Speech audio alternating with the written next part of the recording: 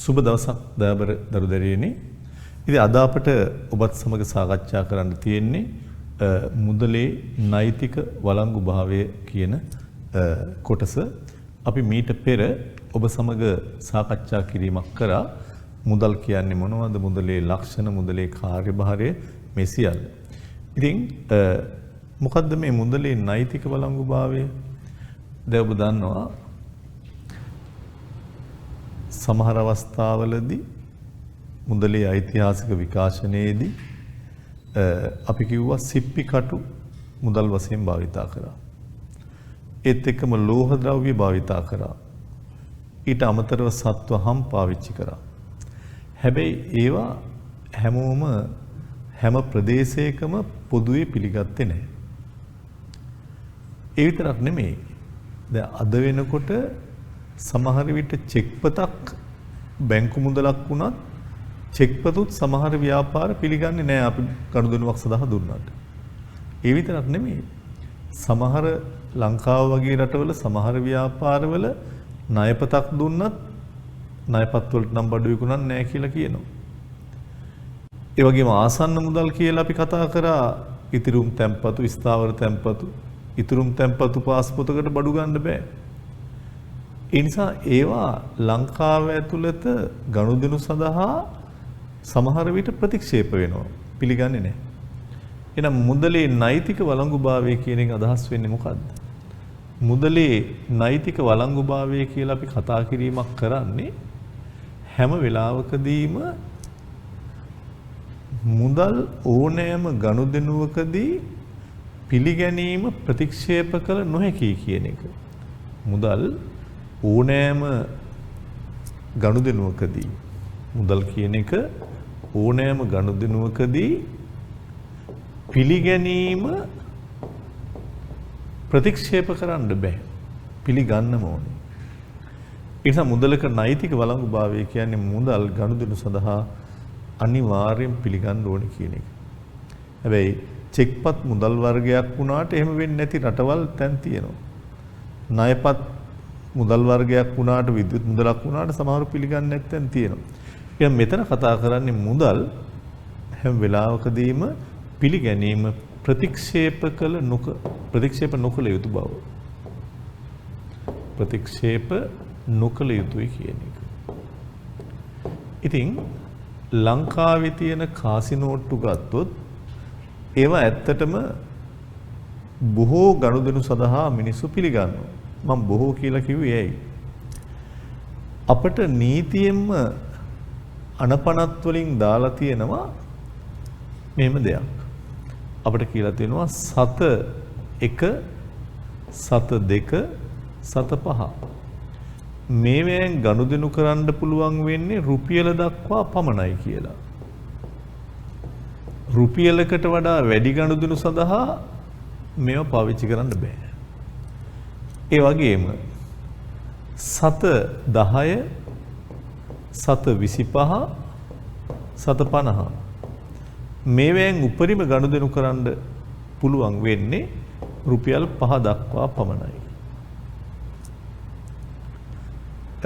හැබැයි රුපියල හා අනෙකුත් සියලු මුදල් වලින් ඕනෑම මුදල් ප්‍රමාණයක් ගනුදෙනු කරන්න පුළුවන්. දැන් නෝට්ටු වල නම් කෙලින්ම ගහලා තියෙනවා ශ්‍රී ලංකාණ්ඩුව ඇතුළත ඕනෑම ගනුදෙනුවක් සඳහා වළංගුයි.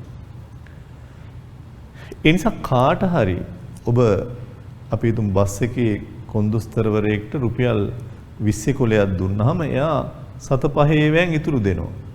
ඔබට ප්‍රතික්ෂේප කරන්න පුළුවන්. නෑ ඔබ කියන්න පුළුවන් රුපියල දක්වා විතරයි ඔයාට පුළුවන් වෙන්නේ. ඊට එහා දෙන්න බෑ.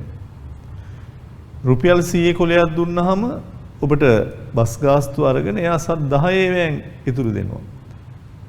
ඔබ කියන රුපියල් 5ක් දක්වා විතරයි ඒවෙන් පුළුවන් වෙන්නේ. ඊට එහා දෙන්න බෑ.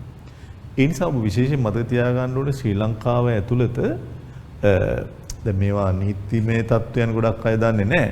හැබැයි සතේ සත් 2 සත 5 වගේ වෙන රුපියල දක්වා විතරයි ගණන් කරන්න පුළුවන් වෙන්නේ.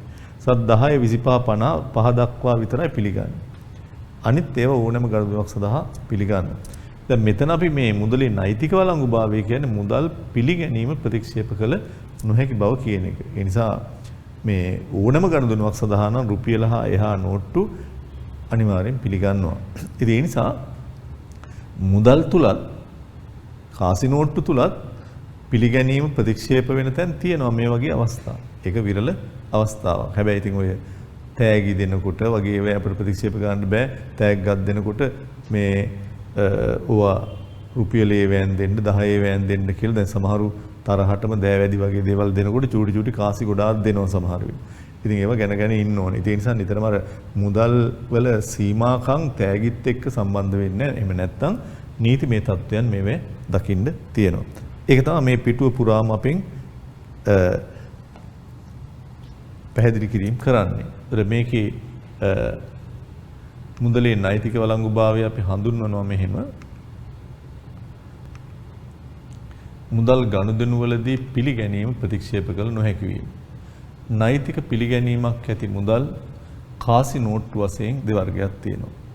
කිසියම් ගනුදෙනුවක් සඳහා කාසි හා නෝට්ටු පිළි නොගැනීමට නැතහොත් ප්‍රතික්ෂේප කිරීම නීතියෙන් ඉඩක් නැහැ. නීතියෙන් ඉඩක් නැහැ කාටවත් මේවා පිළි නොගෙන ඉන්න කියලා. අනිවාර්යයෙන්ම පිළිගන්න ඕනේ. වර්තමානයේ ගනුදෙනු සඳහා බහුල වශයෙන් චෙක්පත් ණයපත් වැනි මාධ්‍ය යොදා ගන්න ලැබුවද ඒවට නෛතික පිළිගැනීමක් හිමි නොවේ. ඒකයි මම කිව්වේ. චෙක්පත් ඒ වගේම ණයපත් පිළි නොගෙන ඉන්න තැන් තියෙනවා. නෛතික වළංගුතාවය මත මුදල් කොටස් දෙකකට බෙදෙනවා. එකක් සීමා සහිත වළංගු මුදල්. මේවා අදාළ මුදලින් ගෙවිය හැකි වටිනාකම නෛතිකවම සීමා කරලා තියෙනවා. ඒවේ ගෙවිය හැකි වටිනාකම නෛතිකවම සීමා කරලා තියෙනවා.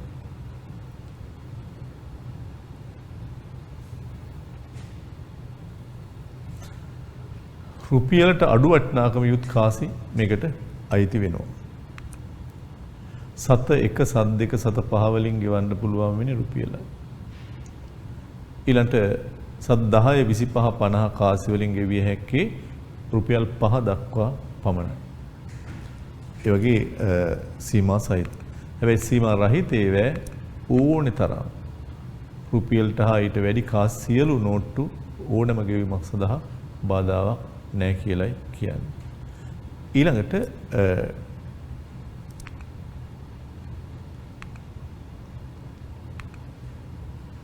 මුදලේ අගය පිළිබඳවයි අපි කතා බහ කරන්නේ.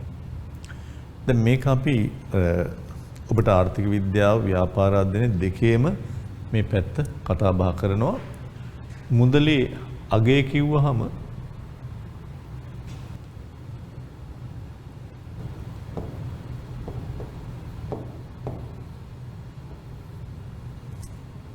වැලියු එකක්. මේක සාමාන්‍යයෙන් නම් මුදලේ අගය කියලා කියද්දී මේකෙන් කතා කරන්නේ බොහෝ විට නිකම්ම අගය කියලා කතා කරනකොට අපි ගොඩක් විට අභ්‍යන්තර අගය පිළිබඳව තමයි කතා කරන්නේ. අපි මුදලේ අගය නොහොත් අභ්‍යන්තර අගය කියලා කිව්වොත් එහෙම නැත්නම් මුදලේ මූර්ත අගය කියලා කිව්වොත් එහෙම නැත්නම් දේශීය අගය කියලා කිව්වොත් ඒකෙන් අදහස් වෙන්නේ රුපියල් එකක ක්‍රය ශක්තිය. රුපියල් එකකින් මිලදී ගත හැකි භාණ්ඩ හා සේවා ප්‍රමාණය. අභ්‍යන්තර නොහොත් මූර්ත අගය කියලා මුදලේ ගන්න නිකම්ම අගය කියලා කිව්වොත් බොහෝ විට වෙන්නේ එහෙම. රුපියලකින් කොච්චරක් භාණ්ඩ ගන්න පුළුවන්ද? අපි සත 25 බැගින් අපි දු මාස්කයක් සත 25යි කියලා රුපියලකින් අපිට මාස් 4ක් ගන්න පුළුවන්. ඔන්න මුදලේ අගය. ඒතර මුදලේ අගය වෙනස් වෙනවා මිල මට්ටම වෙනස් වුණාම සත 50ක් වුණොත් මාස්කයක් මෙහෙන් ගන්න පුළුවන් 2යි. ඕක තමයි අභ්‍යන්තර අගය. මුදලේ අගේ තව පැත්තද නිකම්ම කිව්වොත් අභ්‍යන්තර අගය ගැනයි කතා කරන්නේ. තව පැත්තක් තියෙනවා මුදලේ බාහිර අගය. දැන් මේකත් පොඩ්ඩක් දැනගන්න. මේ මිල ඉහළ යනවා කියන්නේ උද්දමනයක්. ඒ උද්දමනකාරී තත්වයකදී මිල මට්ටම ඉහළ යන තත්වයකදී මුදලේ අගය අඩු වෙනවා. මුදලේ බාහිර අගය කියන්නේ වැරදියට කියන්න එපා. දැන් අභ්‍යන්තර අගය කියනවා රුපියලකින් ගත හැකි රට ඇතුලින් ගන්න පුළුවන් භාණ්ඩ හා සේවා ප්‍රමාණය. අභ්‍යන්තර අගය කියන්නේ මුදල් ඒකකයකින් කොච්චරක් භාණ්ඩ සේවා ගන්න පුළුවන්ද? එතකොට මුදලේ බාහිර අගය කියලා කියන්නේ අර රුපියලකින් පිටරටින් ගන්න පුළුවන් භාණ්ඩ ප්‍රමාණය කියලා කියන්න එපා. රුපියල් දුන්නාම ඇමරිකාවට ගිහලා බඩු ගන්න බෑනේ. රුපියල් දුන්නාම සිංගප්පූරුවට ගිහලා බඩු ගන්න බෑ. ඒ නිසා මුදලේ බාහිර අගය කියලා නිතරම කතා කරන්නේ දේශීය මුදල් සහ විදේශීය මුදල් හුවමාරු වන අනුපාතය. මුදලේ බාහිර අගය කියලා කියන්නේ දේශීය මුදල් විදේශීය මුදල් හුවමාරු වන අනුපාතය. මේකට ලස්සන නමක් තියෙනවා කියන්න බෑ. ඒ තමයි විදේශ විනිමය අනුපාතිකය. foreign exchange rate. රුපියල් 197ක් ඩොලර් 1යි. ඒ නිසා මේක තමයි විදේශ විනිමය අනුපාතය. එතකොට දැන් මුදලේ අපි බැලූ බැල්මට නිකම්ම මුදලේ අගය හෝ අභ්‍යන්තර අගය කිව්වොත් එක දෙයක්. මුදලේ අගය කියලා නිකම්ම පේපර් එකේ අහන වෙලාවලුත් තියෙනවා. ඒ කියන්නේ අභ්‍යන්තර අගය ගොඩක් පිට කතා කරන්නේ රුපියලකින් ගන්න පුළුවන් භාණ්ඩ ප්‍රමාණය ඒක මිල මට්ටමක් තියෙනවා. මුදලේ බාහිර අගය කියලා විශේෂයෙන් කිව්වොත් ඒ තමයි විදේශ විනිමය අනුපාතිකය රුපියල් 197ක් ඩොලර් 1යි. එහෙම නැත්නම් රුපියලක් ඩොලර් 197 එකයි. ඒ කියන්නේ ඊට පුළුල් මාතෘකාව අපි පස්සේ කතා කරනවා ආර්ථික විද්‍යාව වගේ වේ. හැබැයි කොහේ හරි තැනක මුදලේ නිල අගය කියලා කතා කරොත් මුදලේ නිල අගය කියලා කතා කරොත් ඒ මේ කියන අගයන් නෙමෙයි. දැන් මෙතන මොනවා හරි භාණ්ඩ සේවා පැත්තනේ. දැන් මෙතන වුණත් ඇමරිකාවට ගිහිල්ලා ඕගොල්ලෝ භාණ්ඩ ගන්න නම් ඕගොල්ලෝ රුපියල් දීලා ඩොලර් අරගෙන ඩොලර් වලින් තමයි බඩු ගන්න වෙන්නේ. ලංකාවේ බැංකුවකට රුපියල් දීලා ඩොලර් අරගෙන ඩොලර් අරන් ගිහිල්ලා තමයි ඇමරිකාවෙන් බඩු ගන්න පුළුවන් වෙන්නේ. ඒත් ඇත්තටම ක්‍රය ශක්තිය තමයි. එතකොට දැන් මෙතන මුදලේ අගේ නිල වශයෙන් කියලා අපි කියන්නේ නිල අගය කියන එකේ තේරුම තමයි මොකද්ද? මුහුණත අගය.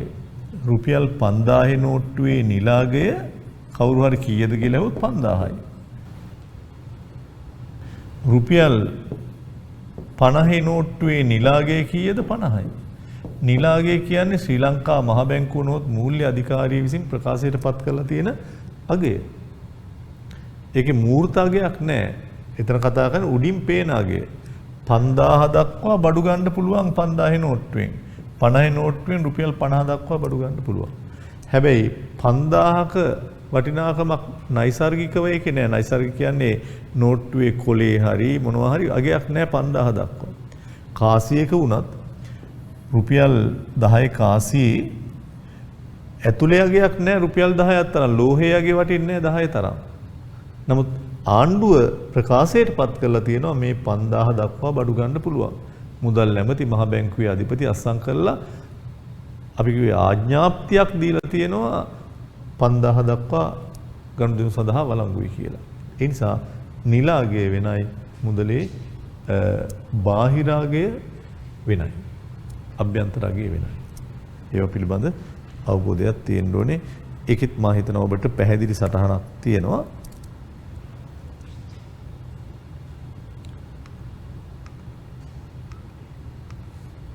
ෆේස් වැලියු කියන්නේ මුහුණත අගය. ඒක රජය ආරෝපණය කරලා තියෙන්නේ. රුපියල් 1000ක නිල අගය 1000යි. 1000ක නිල අගය 1000යි. මූර්ත අගය මුදල් ලේඛකයට මිලට ගත හැකි භාණ්ඩ සේවා. ඒ කියන්නේ මුදලේ ක්‍රය ශක්තිය. ඒවත් අභ්‍යන්තර අගය රට තුල අගය ඒක. රට තුල තියෙන අගය. ඊළඟට බාහිර අගය කියන්නේ exchange value. එක රටක ව්‍යවහාර මුදලක් තවත් රටක ව්‍යවහාර මුදල් සමග හුවමාරු වන අනුපාතය. ඒක තමයි විදේශ විනිමය අනුපාතිකය කියලාත් අපි කියන්නේ. ඒතර මෙතන අපි සාමාන්‍යයෙන් විභාගයේදී ඔබ දැනන් ඉන්න ඕනේ විභාගයට යන්න ආසන්න කාලවල කොහොමද ලංකාවේ විදේශ විනිමය අනුපාතිකය. දැන් මේ දවස්වල ඔබට මතක ඇති ඩොලරයක් 200 ගානට විතර ගිහිල්ලා දැන් පොඩ්ඩක් ඒක අද වෙනකොට මම මේ උගන්න දවස වෙනකොට 194.53ක් විතර වෙලා තියෙනවා.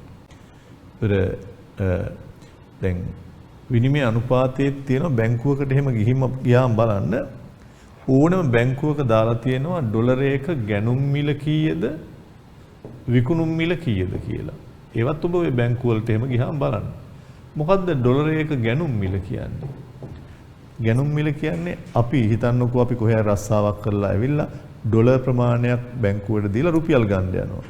එතකොට විදේශිකයෙක් ලංකාවට ඇවිල්ලා ඩොලර් දීලා රුපියල් ගන්න යනවා. ඒක තමයි ගැනුම් මිල.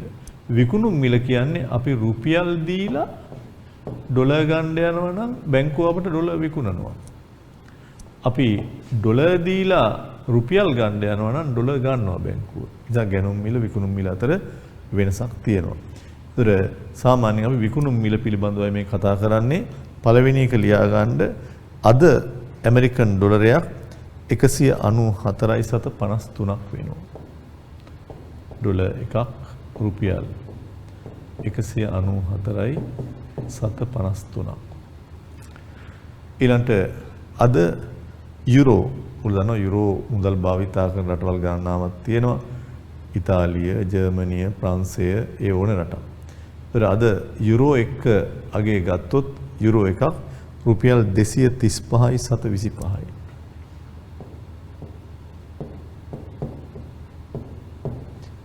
යුරෝ එක අගේ. ඊළඟ අද ස්ටර්ලින් පවුමක් බ්‍රිතාන්‍ය පවුමක් රුපියල් 272ක් වෙලා තියෙනවා. 272.77.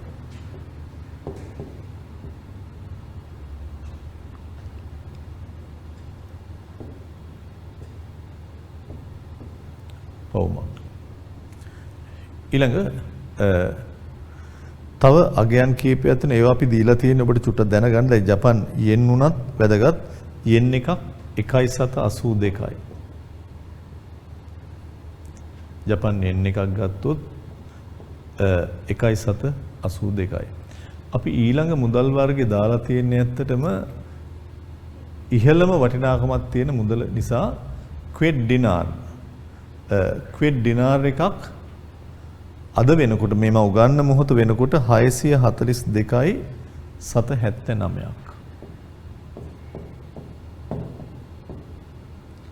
මේ ක්වෙඩ් ඩිනාර් එකක් 642.79ක්. ඊළඟට තව යුරෝපයේ වෙනම යුරෝපා රටක් වුණත් එයාගේ මුදලම භාවිතා කරනවා ස්විස්ටර්ලන්තේ. ස්විස් ෆ්‍රැන්ක් එකක් 212.53ක් තියෙනවා. මේවා ඔයගොල්ලන්ට පුළුවන් ඇත්තටම ඔයගොල්ලන්ගේ ෆෝන් එකේ හරි බලා ගන්න ඒ දවසට මේ අනුපාත වෙනස් වෙන හැටි. අන්තර්ජාලයට ගිහිල්ලා මේ මුදල් වර්ග පිළිබඳ බලන්න පුළුවන්. මේ ඔක්කොම විකුණුම් මිල තමයි තියෙන්නේ. හොඳයි. ඒකෙන් අපිට ඇහුව ප්‍රශ්න කීපයක් තියෙනවා ඔබේ. ඩොලර්, යුරෝ, ස්ටර්ලින් පවුම්, යෙන්, ඩිනාර්, ඊළඟට ස්විස් ෆ්‍රැන්ක්. ඒ වගේ ලෝකේ මුදල් වර්ග ගැන පොඩ්ඩක් දැනන් ඉන්නේ. සංකේතත් එක්ක දැනන් ඉන්න පුළුවන් නම් හොඳයි. සමහර අවුරුදුලේ සංකේතත් ඇහුවා ඉන්දියාවේ සංකේතේ, මැලේසියාවේ සංකේතේ ඒ වගේ දේවල්. ඒ නිසා මේ මුදල් වර්ග පිළිබඳව ඔබ දැනන් ඉන්නේ ගොඩක් වටිනවා. මොනවද මැලේසියාවේ මුදල් වර්ග පුළුවන් නම් කියන්න මොනවද කියලා? මැලේසියාවේ තියෙන රින්ගිට් කියන මුදල් වර්ගය. ඒක රටවල මුදල් වර්ග තියෙනවා. ඒ අනුව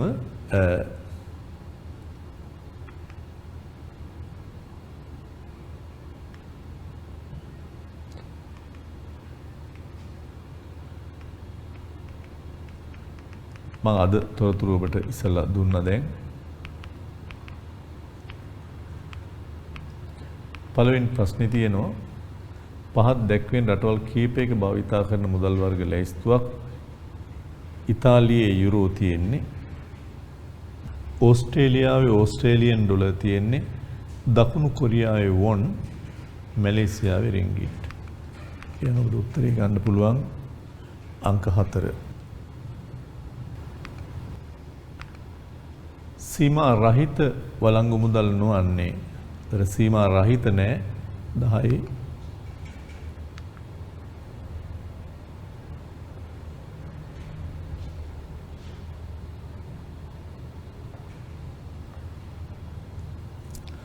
සීමා රහිත වළංගු මුදල් නොවන්නේ දැන් රුපියල හා ඊට එහා ඒවා ඔක්කොම සීමා රහිතයි. සතු 25 කාසිය සීමා සහිත එකක්. රහිත එකක් නෙමෙයි. වර්තමානයේ භාවිත වන ව්‍යවහාර මුදල් නෝට්ටු කාසි තවදුරටත් වටිනාකමේ සන්නිධිය ලෙස කටයුතු නොකරයි. අදහස් දක්වන. දැන් මොකද්ද වටිනාකමේ සන්නිධියක් කියන්නේ? ධනෙ රැස් කරන මාධ්‍යයක් කියන එක. වටිනාකමේ සන්නිධියක් කියන එකේ තේරුම අපි සල්ලි වලින් ධනෙ රැස් කරනවා. හැබැයි තවදුරටත් මිනිස්සු සල්ලි වලින් ධනෙ රැස් කරන්න කැමති නැති වෙන්න හේතුව මොකද්ද?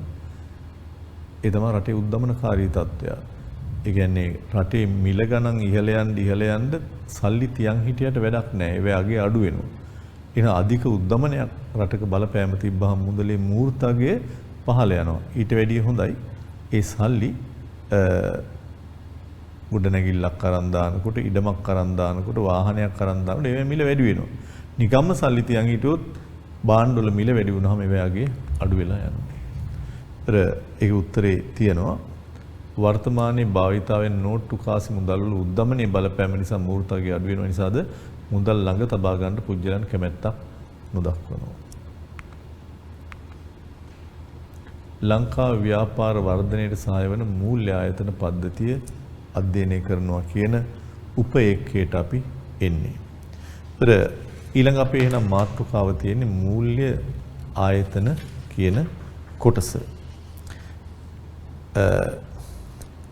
සාමාන්‍යයෙන් මූල්‍ය ආයතන කියන එක එන තැන ඉස්සෙල්ලා මම කියලා ඉන්නම්. ඕනෑම ආර්ථිකයක මූල්‍ය පද්ධතියක් තියෙනවා. ඕනෑම ආර්ථිකයක මූල්‍ය පද්ධතියක් තියෙනවා. ඒකට මූල්‍ය පද්ධතිය කියනවා. මූල්‍ය ක්‍රමය කියලා කියනවා. පද්ධතියක් කියද්දී ඔබ දන්නවා සිස්ටම් එකක්. සිස්ටම් එකකට උපාංග ගොඩක් තියෙනවා. දැන් පරිගණක පද්ධතියක් කිව්වොත් පරිගණකයේ විතරක් නෙමෙයි පරිගණකය ඊට අමතරව printer එකක් ඒකට මිනිස්සු මේවා ගොඩක් තියෙනවා. ඊට මූල්‍ය පද්ධතිය තුල තියෙන එක කොටසක් තමයි මූල්‍ය වෙළඳපොළ.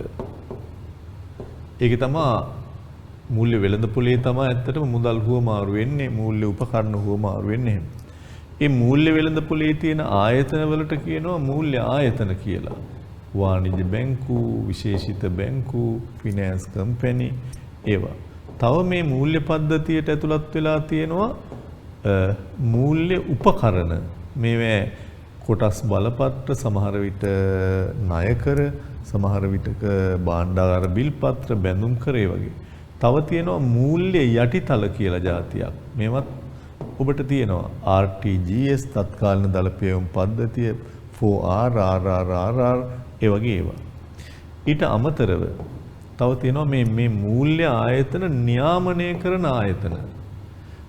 නියාමන ආයතන උදාහරණ මූල්‍ය වෙළඳපොලේ කොටස් වෙළඳපොළ තියෙනවා. එයා නියාමනය කරන ශ්‍රී ලංකා සුරකුම්පත්තා විනිමය කොමිසම. ඒ වගේම මූල්‍ය වෙළඳපොලේ තියෙනවා මූල්‍ය ආයතන වාණිජ්‍ය බැංකු ඒවා නියාමනය කරන ශ්‍රී ලංකා මහ බැංකුව. ඒ වගේම මූල්‍ය ආයතනයක් විදිහට රක්ෂණ ආයතන තියෙනවා ඒවා නියාමනය කරන රක්ෂණ කොමිසම. ඒ වගේ මේ වගේ මූල්‍ය පද්ධතියක්ම තියෙනවා. ඉතින් ඒකෙන් එකක් තමයි අපි තෝරාගෙන තියෙන්නේ අද මූල්‍ය ආයතන කියන කොටස. මූල්‍ය ආයතන කියලා කියන්නේ රටක මූල්‍ය වෙළඳපොලේ ක්‍රියාත්මක වෙන මේ මූල්‍ය වෙළඳපොළ තුල තමයි මූල්‍ය ආයතන තියෙන්නේ. ක්‍රියාත්මක වෙන බැංකු සහ බැංකු නොවන ආයතන කියන ඔක්කොගෙම එකතුවක්. මූල්‍ය වෙළඳපොලේ තියෙන්නේ මූල්‍ය පද්ධති, මූල්‍ය වෙළඳපොළ තුල තියෙන තව එකක් තමයි මූල්‍ය ආයතන. ඒ ආයතන තුල බැංකු තියෙනවා, බැංකු නොවන ආයතන තියෙනවා. ඔබට පුළුවන් මූල්‍ය ආයතන කියන එක හඳුනා ගන්න ඊට ඉස්සෙල්ලා පොඩි සටහනක් තියෙනවා ඔබට පේනවා ඇති. මේ කියනවා මූල්‍ය ගනුදෙනු වල ව්‍යාප්තියත් සමග බැංකු හා වෙනත් මූල්‍ය ආයතන ආරම්භ වුණා. මුදල් එහා මෙහා ගෙන යාමේ තියෙන අපහසුකම් ආරක්ෂාව සඳහා මේ බැංකු ඉවහල් වුණා කියලා කියන්නේ. කෙටි කාලයක් තුළ මේ කාර්යයන් විස්මජනක ලෙස වර්ධනය වෙලා තියෙනවා. බැංකු හා මූල්‍ය ආයතන හැම රටකම අර්ථ ක්‍රමේ අත්‍යවශ්‍ය ක්ෂේත්‍රයක් බවට දැන් පත් වෙලා තියෙනවා. ලියන්න මූල්‍ය ආයතනයක් කියන්නේ මොකක්ද කියලා පිටු අංක 18 යටින්ම තියෙනවා. රටක මූල්‍ය වෙළඳපොලේ ක්‍රියාත්මක වන බැංකු හා බැංකු නොවන සියලුම ආයතන මූල්‍ය ආයතන වේ.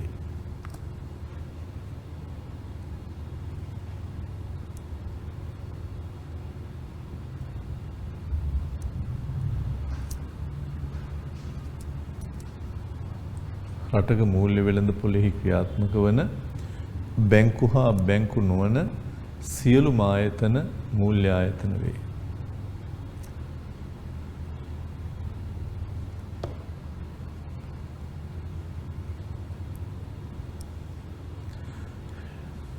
ඊළඟට ඊට වැදගත් වර්ගීකරණයකට අපි එනවා. හේතුව විභාගයේදී මේ වර්ගීකරණය අපිට ගොඩාක් වැදගත්කමකින් යුක්ත නිසා. මූල්‍ය ආයතන වර්ගීකරණය. මම ඉස්සල්ලාම ගන්නේ 2019 බැංකු වාර්තාවේ ශ්‍රී ලංකා මහ බැංකුව විසින් මූල්‍ය ආයතන වර්ගීකරණය කරලා තියෙන ආකාරය. ඒතර මූල්‍ය ආයතන වර්ගීකරණය කරලා තියෙන්නේ මෙහෙම. මහ බැංකුව මූල්‍ය ආයතන ප්‍රධාන වශයෙන් කොටස් 4කට බෙදලා තියෙනවා. එකක් බැංකු අංශය. අනිත් එක තැන්පතු බාර ගන්න වෙනත් ආයතන. වෙනත් තැන්පත් බාර ගන්න ආයතන. දෙවෙනි එක විශේෂිත මූල්‍ය ආයතන. තුන්වෙනි එක විශේෂිත මූල්‍ය ආයතන. හතරවෙනි එක ගිවිසගත් ඉතුරුම් ආයතන. ඔක තමයි මහ බැංකු වාර්තාවේ මූල්‍ය ආයතන සම්බන්ධයෙන් ඔබ දැනගත යුතු වර්ගීකරණය. එකක් බැංකු අංශය, අනිත් එක වෙනත් තැන්පත් බාර ගන්න ආයතන, තැන්පත් බාර ගන්න වෙනත් මූල්‍ය ආයතන, විශේෂිත මූල්‍ය ආයතන, ගිවිසගත් ඉතුරුම් ආයතන. ඒතර මේකේ බැංකු අංශයට වැටෙනවා ආයතන 3ක්. ශ්‍රී ලංකා මහ බැංකුව, බලපත්‍රලාභී විශේෂිත බැංකු, බලපත්‍රලාභී වාණිජ බැංකු.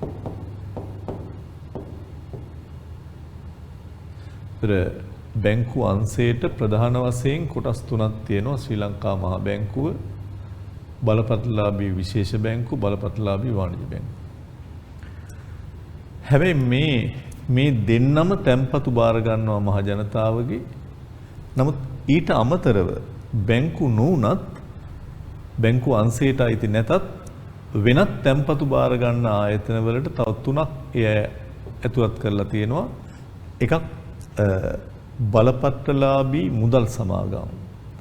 මුදල් සමාගම් කියන්නේ මූල්‍ය සමාගම්, ෆිනෑන්ස් කම්පැනි, ඔය LB ෆිනෑන්ස්, කොමර්ෂල් ක්‍රෙඩිට් ඒ වගේ. ඊට අමතරව සමුපකාර ග්‍රාමීය බැංකු,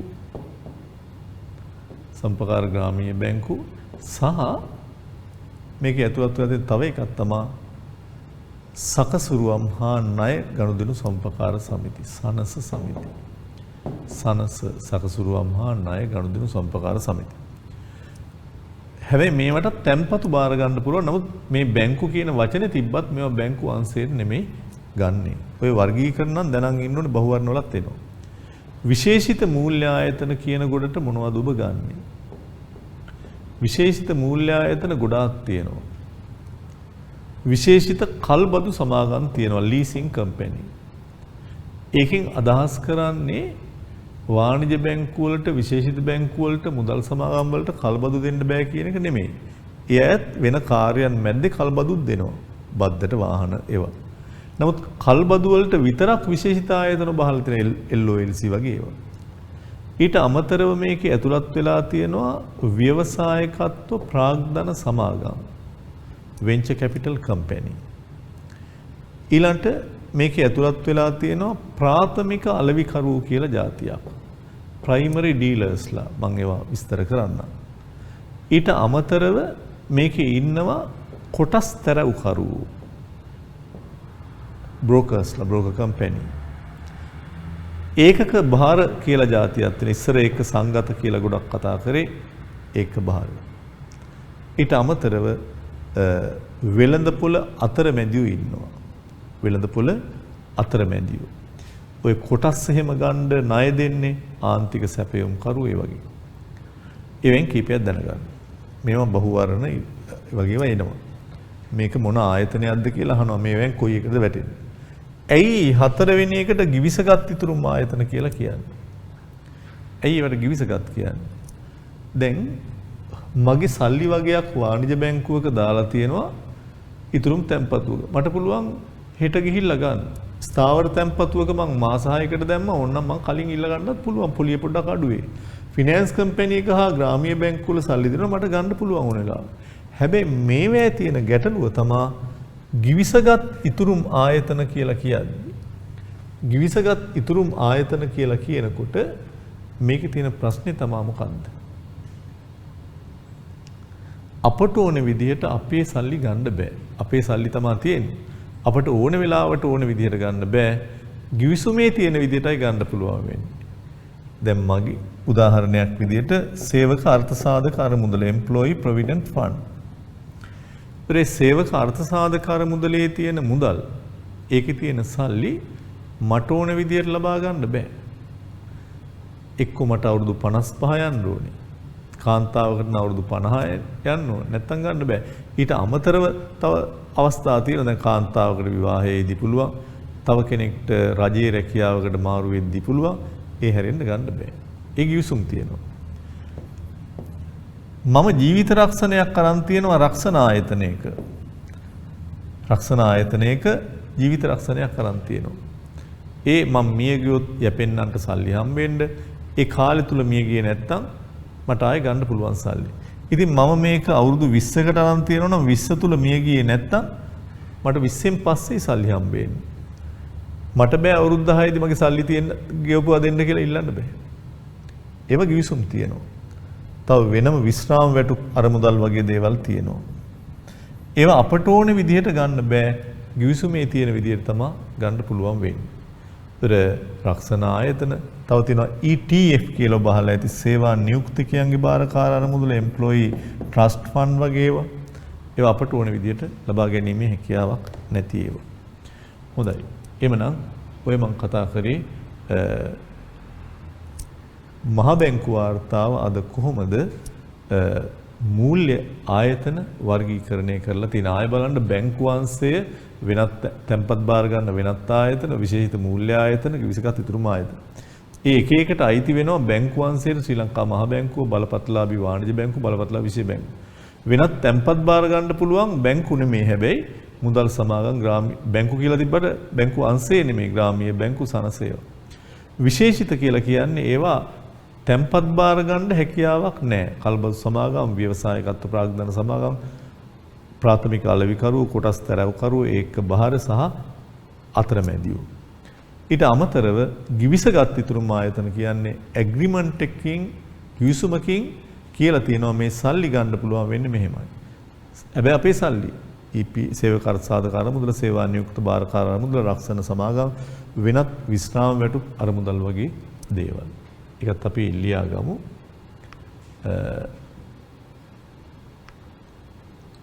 මහ බැංකු වාර්තාව 2019 මේ විදිහටයි වර්ගීකරණය කරලා තියෙන්නේ. බැංකු අංශය කොටස් 3යි.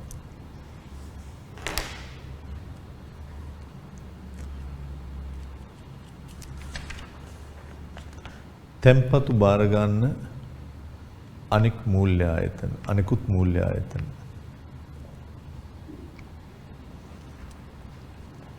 තැන්පතු බාර ගන්නා අනිකුත් මූල්‍ය ආයතන.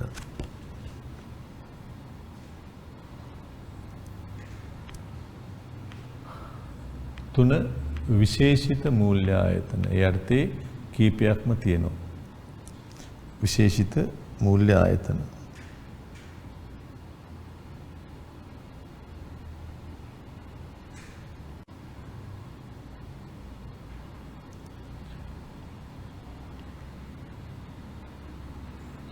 හතරවෙනි එක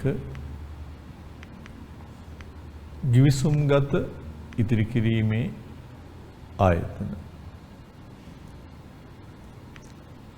ගිවිසුම්ගත ඉතිරි කිරීම ආයතන.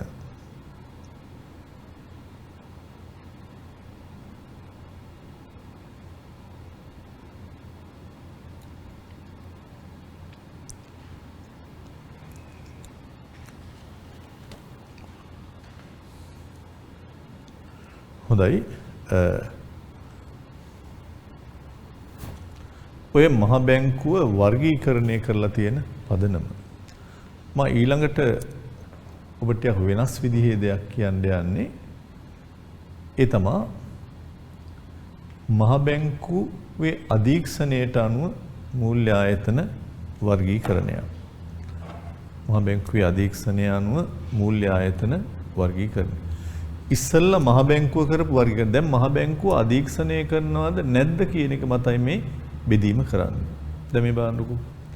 දැන් මහ බැංකුව අධීක්ෂණය කරනවද නැද්ද කියන එක මත බෙදද්දී මහ බැංකුව මොනිටර් කරනවා අධීක්ෂණය.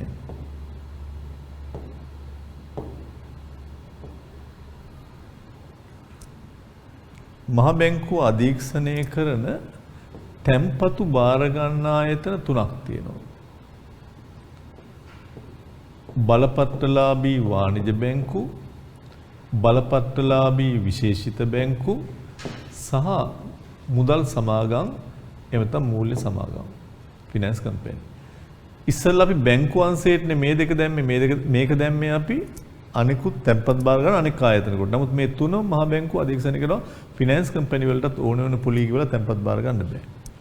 හැබැයි මහ බැංකුවේ අධීක්ෂණය තියෙන තැන්පත් බාර ගැනීමක් නොකරන වෙනත් ආයතනක් තියෙනවා. ඒත් අධීක්ෂණය කරනවා.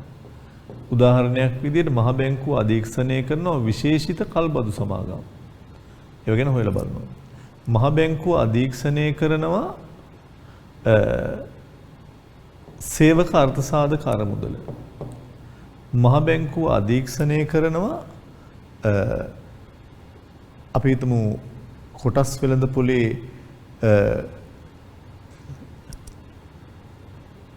මහ බැංකුව අධීක්ෂණය කරනවා විශේෂයෙන්ම ඔය ප්‍රාථමික අලෙවිකරු. ඇත්තටම ප්‍රාථමික අලෙවිකරු කරේ මම ඉස්සරහට කියන්නම්. ඒ තමයි රජයේ භාණ්ඩාර බිල්පත් බැඳුම් කර වගේ දේවල්. ඒ අයට තමයි ඉස්සෙල්ලම මහා භාණ්ඩාගාරයේ නැත්නම් මහා භාණ්ඩාගාරයෙන් මහ බැංකුව නිකුත් කරලා ගන්න පුළුවන් වෙන්නේ. ඒක කල්බදු සමාගම් සේවක අර්ථසාධක අරමුදල ප්‍රාථමික අලෙවිකරු. මේ ඔක්කොම මහ බැංකුවට අධීක්ෂණය කරන්න පුළුවන්. මහ බැංකුවට අධීක්ෂණය කර නොහැකි ඒවත් තියෙනවා. නොහැකි කියන්නේ ඒ අය ගැන හොයලා බලන්නේ නැහැ. තැන්පතු බාර ගන්න ආයතනක් තියෙනවා. දැන් අපි දෙකක් කිව්වේ. ග්‍රාමීය බැංකු ඊට අමතරව අර සනස බැංකු මේවත් තැන්පත් බාර ගත්තට මහ බැංකුව බලන්නේ පොලි අනුපාත කීයද කොහොමද තත්ත්වය ඍජුව බලන්නේ නැහැ. ඊට අමතරව මහ බැංකුව අධීක්ෂණය කරන්නේ අපි දැන් කියපු අර අනෙක් ඒවා ටිකේව වෙනම ගත්තත් කමක් නැහැ. දැන් ඔය අනුමත වෙනත් විස්රාම වැටුප් පරමුදල් වගේ දේවල් වෙන්න පුළුවන්. ඒත් එක්කම ඔය ව්‍යවසායකත්ව ප්‍රාග්ධන සමාගම් වෙන්න පුළුවන්. කොටස් තරවකරුව වෙන්න පුළුවන්. ඒ අය ඇත්තටම මහ බැංකුව වෙනම අනුමත කිරීමක් කරන්නේ මේ අධීක්ෂණය කිරීමක් කරන්නේ නැහැ. එහෙනම් මහ බැංකුව අධීක්ෂණය කරනවා කියන්නේ හොයලා බලනවා, මොනිටර් කරනවා. වාණිජ බැංකුවක් ප්‍රශ්නයක් වුණොත් හොයලා බලනවා. පහුගිය කාලේ ද ෆිනෑන්ස් නවත්තන්න කිව්වා වැඩ කටයුතු. ඒ මහ බැංකුව හොයලා බැලුවා මූල්‍ය සමාගමක් විදිහට. ඒ වගේම මහ බැංකුව හොයලා බලන්නේ නැති වුණත් තැන්පත් බාර ගන්න ග්‍රාමීය බැංකු සනස වගේ ඒවා තියෙනවා. ව්‍යවසායකත්ව ප්‍රාග්ධන සමාගම් ඒක්ක බාර ඒවත් තියෙනවා. ඒ වර්ගීකරණය තමයි ඔබට මේහා පිටුව තුල මම දාලා තියෙන්නේ. ඒතර ඒකෙදි ඔබට පේනවා මහ බැංකුව අධීක්ෂණය කරන ආකාරය අනුව මෙන්න මේ ටික තැන්පත් බාර ගන්න මහ බැංකුව අධීක්ෂණය කරනවා. තුනක්කට තැන්පත් බාර මේ අයට ඕන විදිහට බාර ගන්න බෑ. මහ බැංකුවේ අනපරිදි මහ බැංකුව කියන පරිදි තමයි මිනිසුගේ තැන්පත් බාර ගන්න පුළුවන් වෙන්නේ පොලිය නියම කිරීම වගේ දේවල්. මේ තුනත් මහ බැංකුව අධීක්ෂණය කරන හැබැයි තැන්පත් බාර ගන්නව නෙමෙයි මේවා. මහ බැංකුව අධීක්ෂණය නොකරන ආයතනවල තැන්පත් බාර ගන්න ආයතන දෙකක් තියෙනවා ග්‍රාමීය බැංකු සනස. ඊට අමතරව ගිවිසුම්ගත ඉතුරුම ආයතනත් කීපයක් තියෙනවා මහ බැංකුව බලන්නේ. අනුමත විශ්‍රාම අර්ථ සහකාර මුදල් සේවා නියුක්ත රක්ෂණ සමාගම්. දැන් රක්ෂණ සමාගම් වලට එහෙම වෙනම නියාමන ආයතනයක් තියෙනවානේ. ඊට මහ බැංකුව මෙයා බලන්නේ නැහැ. රක්ෂණ නියාමන කොමිසමක් වෙනම තියෙනවා ඒවට. ඊට අමතරව මේවා. වණික් බැංකු නම් දැන් නැහැ ඇත්තටම ඉවත් කරලා තියෙන්නේ අනිත් ඒවා ටික. හොඳයි. ඒකෙන් අහුව ප්‍රශ්න ටිකක් මම කතා කරන්නේ පළවෙනි එක පහත් සඳහන් දෑ අතුරින් තැන්පතු බාරගත නොහැකි මූල්‍ය ආයතන වර්ගය. තැන්පත් බාර ගන්න බෑ ඒක බාරවලට. ශ්‍රී ලංකා මහ බැංකුවේ ඍජු සුපරීක්ෂණයට යටත් වන ආයතන වර්ග සංඛ්‍යාව කීයද? මෙතනින් මහ බැංකුව ඍජුව සුපරීක්ෂණය කරන වාණිජ බැංකු, විශේෂිත බැංකු, මූල්‍ය සමාගම් කියන ආයතන 3 ABC 3ක් තියෙනවා. මහ ජනතාවගෙන් තැන්පත් බාර ගන්න බලය ඇති ආයතන පමණක්. මහ ජනතාවගෙන් තැන්පත් බාර ගන්න පුළුවන් අංක 2 දැනටත් අපිට පේනවා විශේෂ බැංකු, වාණිජ බැංකු, මූල්‍ය සමාගම්. දෙවෙනි එකයි අපිට උත්තර ඉදිරි ගන්න පුළුවන්. 4 මහ ජනතාවගේ තැන්පත් බාර ගන්න මහ බැංකුවෙන් බලය ලැබුව ආයතන. මෙතන තියෙනවෙන් ලියාපදිංචි මූල්‍ය සමාගම්. මූල්‍ය ආයතන වර්ගීකරණය කරන සේවක බාරකාර මුදල ඔබට මතක ඇති එක ගිවිසගත නැත්නම් ගිවිසුම්ගත ඉතුරුම් ආයතනයක්. ව්‍යවසායික ප්‍රාග්ධන සමාගම් අනිකුත් විශේෂයෙන් නැත්නම් විශේෂිත කිව්වත් ඇති මූල්‍ය ආයතනයක්.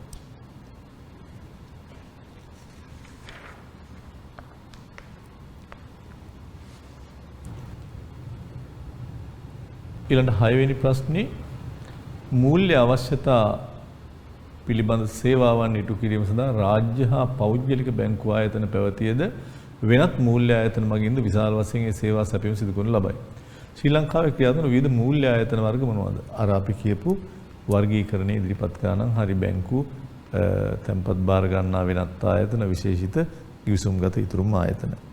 හොඳයි අපි මේවා දැන් එක එකක් වෙන වෙනම සාකච්ඡා කරන්නයි ඔබත් සමග බලාපොරොත්තු වීමක් වෙන්නේ. ඉස්සරලාම මම ඔබත් සමග කතා කරන්න යන්නේ ඊට වැදගත් මූල්‍ය ආයතන විශේෂයක්. ඒ තමයි බලපත්‍රලාභී වාණිජ බැංකු. මේ නමේම ඔබට පේන වැටි තියෙනවා එයා වාණිජ අරමුණින් කටයුතු කරන ආයතනයක්. ඇයි මෙයාට අපි බලපත්‍රලාභී කියන වචනේ දැම්මේ? මොකක්ද තියෙන අමාරුව? මෙයා මහ බැංකුවේ අධීක්ෂණයේ යටතේ කටයුතු කරන හින්දා අනිවාර්යයෙන්ම මහ බැංකුවෙන් බලපත්‍රයක් ලබාගත යුතුමයි. මහ බැංකුවෙන් බලපත්‍රයක් ලබාගත යුතුමයි. නැතුව එයාට ව්‍යාපාර කටයුතු පවත්වා යන්න බෑ. ඒ නිසා එයා බලපත්‍රලාභී වාණිජ බැංකුවක් කියලා කියනවා. හොඳයි. වාණිජ බැංකු කියනකොට ඔබට පේන විශේෂම වචනයක් කියන්න බලන්න. වාණිජ බැංකුවක් කියපු ගමන් වෙන කිසිම මූල්‍ය ආයතනයක නැති ලක්ෂණයක් තියෙනවා කියන්න බෑ.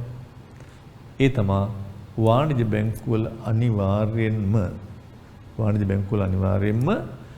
වෙන ඒවැ නැති ගිණුම් වර්ගයක් තියෙනවා. මොකද්ද? ජංගම ගිණුම්. නොහොත් ඉල්ලුම් තැන්පතු. නොහොත් ඩිමාන්ඩ් ඩිපොසිට්. ඔය කොයි එක කිව්වත් කමන්නේ. Current accounts. වෙන කිසිම බැංකුවක නැති වාණිජ බැංකුවල පමණක් තියෙන ගිණුමක් තමයි ජංගම ගිණුම. ජංගම ගිණුම් වල තියෙන විශේෂත්වය ඔබ දන්නවා. චෙක්පත් නිකුත් කරලා ගිණුමේ තියෙන සල්ලි පවරන්න හෝ ආපහු ගන්න පුළුවන්. ඒක තමයි මේකේ තියෙන විශේෂත්වය. වාණිජ බැංකුවල තියෙන තව විශේෂත්වයක් තියෙන හැම වාණිජ බැංකුවටම විදේශ ගනුදෙනු සිදු කරන්න අයිතියක් තියෙනවා. ඩොලර් පවුම් වලින් මිලට ගන්න විකුණන්න ඒවා. මේ ජංගම ගිණුම් තියෙන නිසාම වාණිජ බැංකු වලට විතරක් විශේෂත්වයක් තියෙනවා. එයාට පුළුවන් මුදල් මවන්න. මුදල් මවනවා කියන්නේ මොකද්ද? තියෙන තැම්පතුවක් වගේ කීප ගුණයක් ණය දෙන්න පුළුවන්. මුදල් මැවීම ඉකෝන් වල එහෙම වෙනම පාඩමක් කරනවා. මේක ලිව්වත් නොලිව්වත් කමක් නැහැ. ඒ වගේම වාණිජ බැංකුවල ජංගම ගිණුම් තියෙන හින්දාම ජංගම ගිණුම් හිමියන්ට තව විශේෂ පහසුකම් ගොඩක් තියෙනවා. අපි ඒවා පස්සේ කතා කරමු. ඒ හින්දා අපි කියනවා ජංගම ගිණුම් පවත්වාගෙන යන මේ විදේශ ගනුදෙනු සඳහා අපි බලය දීලා තියෙන මුදල් මවන්න පුළුවන් එකම බැංකුව තමයි වාණිජ බැංකුව. කීයක් තියෙනවද කියලා මම ඇහුවොත් මොනවද ඔබ දෙන නිදසුන්? ඔබ දැන් මේව මතක තියෙන්න ඕනේ. ලංකාවේ මම ඇහුවොත් වාණිජ බැංකු කීයක් තියෙනවද කියලා ඔබ දැන් ඉලක්කම විදියට කියන්න ඕනේ. ලංකාවේ තියෙන වාණිජ බැංකු 24ක් දැනට අදට. ඒකෙන් 13ක් දේශීය බැංකු 11ක් විදේශ බැංකු. මේ 13න් දෙකක් රාජ්‍ය බැංකු, ලංකා බැංකුව, මහජන බැංකුව. ඉතුරු 11 දේශීය පෞද්ගලික බැංකු. ඔබ දන්නවා දේශීය පෞද්ගලික බැංකු අතර සම්පත්, සෙලාන්, නේෂන් ට්‍රස්ට්, ඊට අමතරව කොමර්ෂල් බැංක්, PABC, ඒ කියන්නේ පැන් ඒෂියා, HNB, ඔය අතර අලුතෙන් ආව දේශීය බැංකු දෙකක් කාගිල්ස් බැංකුව හා අලුත් කියන්නේ ඊ පෙරදම නෙමෙයි. නමුත් ඒ දෙක තමයි අලුත් දෙක කාගිල්ස් සහ අමානා බැංක්. අමානා හොඳට මතක තියාගන්න දේශීය පෞද්ගලිකාංශීය බැංකුවක්, ඒක විදේශ බැංකුවක් නෙමෙයි. විදේශ බැංකු 11ක් තියෙනවා. HSBC, Hong Kong Shanghai Bank Corporation, Standard Chartered බැංකුව. මෑතක් වෙනකල්ම තිබ්බා ඔබ දන්නවා ICICI කියලා බැංකුවක්. ඒක දැන් කටයුතු නවත්තලා තියෙන්නේ. ඇක්සිස් කියලා බැංකුවක් තිබ්බා. එයත් දැන් කටයුතු නවත්තලා තියෙන්නේ. අනිත් ඒවා ඉන්දියානු රාජ්‍ය බැංකුව වගේ ඒවා. ඊට අමතරව ඉන්දියන් බැංක් කියලා වෙනම එකක් තියෙනවා. හබීබ් බැංක් තියෙනවා. ඩොයිච් බැංක් තියෙනවා. මේ ඔක්කොම විදේශ වාණිජ බැංකු. ඒතර මේ 11යි දේශීය ඒවා 13යි ඔක්කොම 24ක් වාණිජ බැංකු තියෙනවා. ඉස්සර 26ක් තිබ්බ, දැන් දෙකක් කටයුතු නවත්තලා තියෙනවා. ඒ සටහනත් අපි ලියාගමු. වාණිජ බැංකුව අපි හඳුන්වනවා මෙහෙම: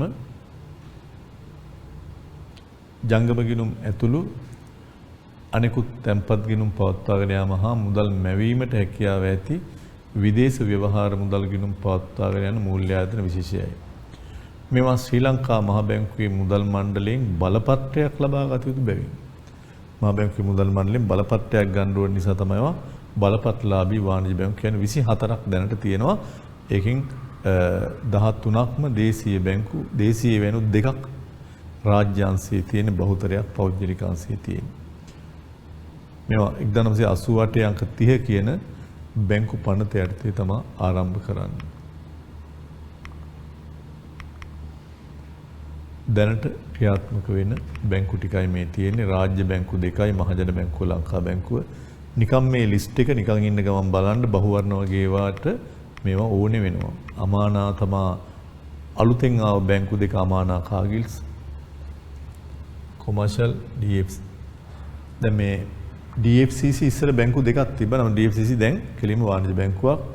මේ හැටන් නැෂනල් බැංකුව වාණිජ බැංකුවක්. දැන් මේක වුණත් සමහරු ඉස්සර හැඳින්වුවේ වෙන නමකින්, වෙන ආකාරයකින්. දැන් මේක NDB National Development Bank කියන එක වාණිජ බැංකුවක්. පෑන් ඒෂියා, සම්පත්, සෙලාන් එහෙම. ඊළඟට විදේශ වාණිජ බැංකු 11ක් මෙතන තියෙනවා. City Bank, Deutsche Bank, Habib Bank, Indian Bank, Hong Kong Shanghai Bank, Standard Chartered Bank ඒවා.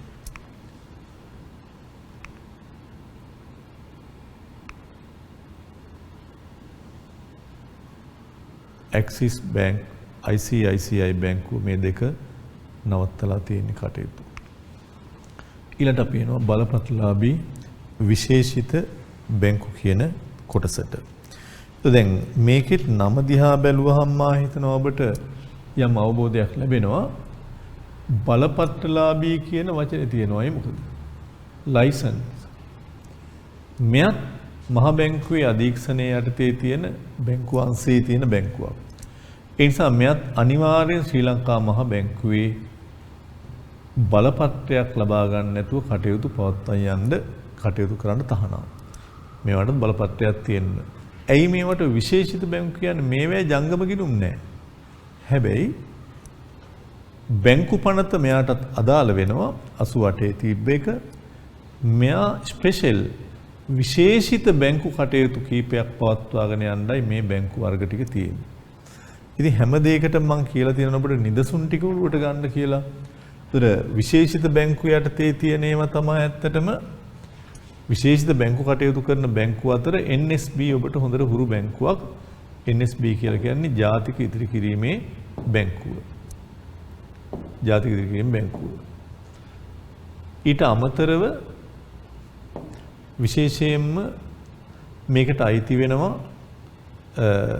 සනස බැංකු, රාජ්‍ය උකස් ආයෝජන බැංකුව මෝගේජ් බැංක්, ජාතිය නිවාස බැංකුව කියලා හඳුන්වන එක. ඊට අමතරව නිවාස සංවර්ධන මූල්‍ය සංස්ථාව එකත් වැදගත්. ඒකම ශ්‍රී ලංකා ඉතිරි කිරීමේ බැංකුව කියලා එකක් තියෙනවා. ඒකත් වැදගත්. දැන් ටිකක් වෙන වෙනම RDB කියලා දක්වලා තියෙන ප්‍රාදේශ සංවර්ධන බැංකුවත් ඇතුළත් ලංකාපුත්‍ර කියලා බැංකුවක් තිබ්බා. ඒක දැන් මේවා ඇතුළත් කරලා තමයි තියෙන්නේ. එතකොට විශේෂිත බැංකු කියන ජාතික ඉදිරි කිරීම බැංකුව, සනස, උකස් ආයෝජන, නිවාස සංවර්ධන මූල්‍ය සංස්ථාව, RDB ඒවා ටික. එතකොට මෙයාගේ තියෙන ප්‍රධානම කාර්යයන් මොනවද? ඇත්තට මෙයාට ජංගම ගිණුම් පවත්වා යන්න බැරි වුණාට මෙයාට ඉතිරි කිරීමේ හා ස්ථාවර තැන්පතු ගිණුම් පවත්වා යන්න පුළුවන්. ඒ වගේම මෙයා මැදි කාලීනව දිගු කාලීනව ණය දෙනවා. කාට හරි කොටස් නිකුත් කරන්න ඕන නම් ඒ කොටස් නිකුතු කළමනාකරණය කිරීමක් කරනවා. කොටස් ප්‍රාරක්ෂණය කරනවා, මිනිස්සු ගත්තේ නැත්නම් ගන්නවා. මෙයාට කල්බදු ලබා දීමේ කටයුතුත් කරන්න පුළුවන්. ලීසින් පහසුකම් දෙන්න පුළුවන් මෙයාට. වාහන, ඉඩම්, ගොඩනැගිලි ඕන එකට. වෙනත් උපදේශක සේවා සපයනවා. ඔය විවිධ ව්‍යවසායකත්ව ක්ෂේත්‍රවලට ණය දෙනවා. මේ ඕන එකක් කියන්න පුළුවන් ඔබට. කොහොමද තැන්පතු බාර ගැනීම ණය දීම ඕනම බැංකුවක තියෙන ප්‍රධානම කාර්යයන් දෙකක්.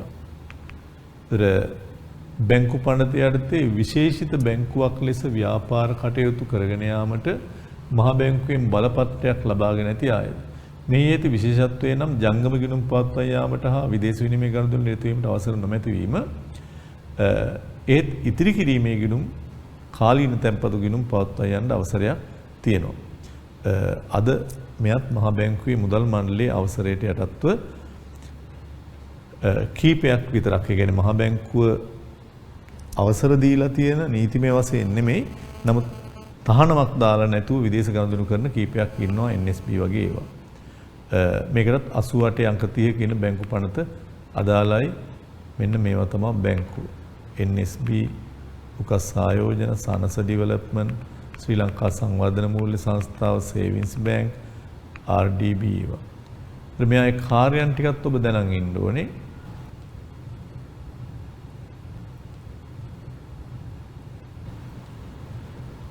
කාලීන හා ඉතිරි කිරීමේ තැන්පතු බාර ගැනීම, විවිධ ක්ෂේත්‍රවල ව්‍යවසායකයන්ට ණය සැපයීම,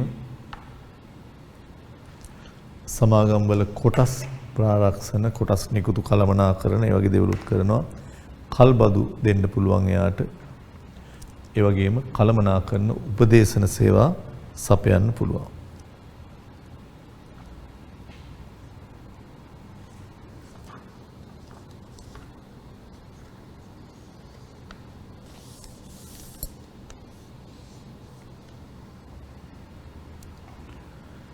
හොඳයි. ඔබට එහා පිටුවේ පළවෙනි ප්‍රශ්න 7 ඔබට කරන්න පුළුවන්. ඒ පළවෙනි ප්‍රශ්න 7 සඳහා මා ඔබට පොඩි කාලයක් දෙනවා, විනාඩියක.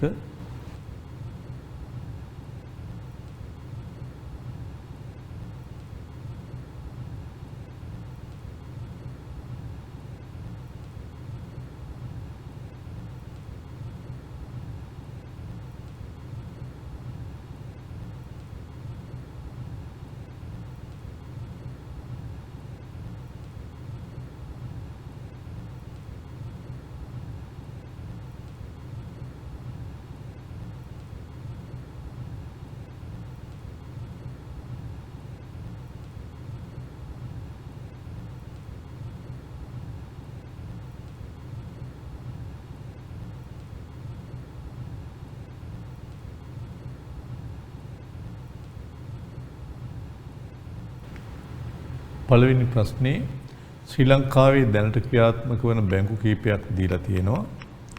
ඔබෙන් අහනවා මේවා අතුරින් බලපත්‍රලාභී විශේෂ බැංකු NSB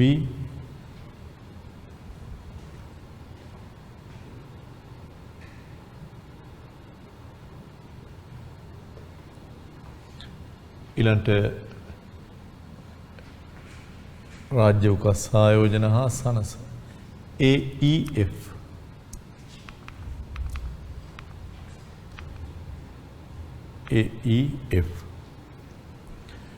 ඊළඟ බලපත්‍රලාභී මූල්‍ය ආයතනද අනෙක් තීරුවේ නිදසුන්ද තියෙනවා. ඒකට විශේෂ බැංකු කවරේද කියලා අහනවා. විශේෂිත බැංකු යටතට අපි ගන්නෙ මේ අතුරින් විශේෂ බැංකු කවරේද කියලා අහන්නේ. මේකේ ජාතික ඉතිරි කිරීමේ බැංකුව විශේෂිත බැංකුවක් බලපත්‍රලාභී විශේෂිත බැංකු එකයි තියෙන්නේ. මේ තුනම වාණිජ බැංකු. ජාතික සංවර්ධන බැංකුව NDB කියන එක මේ ඊට අමතරව DFCC City Bank කියන්නේ තවත් බැංකුවක්. ඒතර මේ එකක් විශේෂ බැංකුවක් අනිත් එක වාණිජ බැංකුව. අංක 5. බලපත්‍රලාභී වාණිජ බැංකුවකි කියලා අහන්නේ මෙතනින් ගන්න තියෙන්නේ ජාතික සංවර්ධන බැංකුව. බලපත්‍රලාභී විශේෂ බැංකුවකි ජාතික ඉදිරි කිරීමේ බැංකුව. බලපත්‍රලාභී වාණිජ බැංකුවක් නෙවෙයි HDFC බැංකුව. මේක විශේෂිත බැංකුවක්. බලපත්‍රලාභී වාණිජ බැංකුව වලට මුදල් මැවීම කළ හැකි අතර මැවීම කියන වචනේ එනවා. මුදල් නිකුත් කිරීම කළ නොහැකි. ඒතර මැවීම කරන්න පුළුවන් මුදල් නිකුත් කරන්නේ මහ බැංකුව. මොවන්නේ වාණිජ බැංකුව. ඊළඟ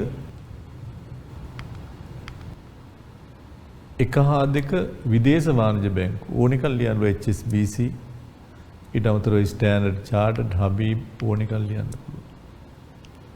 ඊළඟ 8 වෙනි ප්‍රශ්නේ ශ්‍රී ලංකාවේ බලපත්‍රලා විශේෂ බැංකු සඳහා නිදසුන් 4ක්. ඊට ඔබ නම් දැනන් ඉන්න ඕනේ. ජාතික ඉදිරිගැන්වීම් බැංකුව, උකස් හා ආයෝජන බැංකුව, සනස ඩෙවලොප්මන්ට් බැංකුව, නිවාස සංවර්ධන මූල්‍ය සංස්ථා බැංකුව, ශ්‍රී ලංකා ඉදිරි කිරීමේ බැංකුව මේ ඕන එක.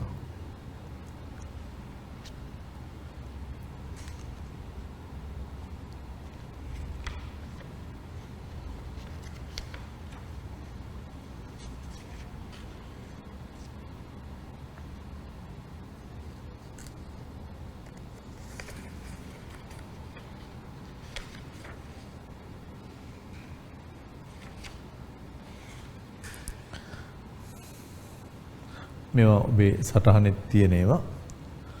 ඊළඟ ප්‍රශ්න කීපයක් තියෙනවා තව.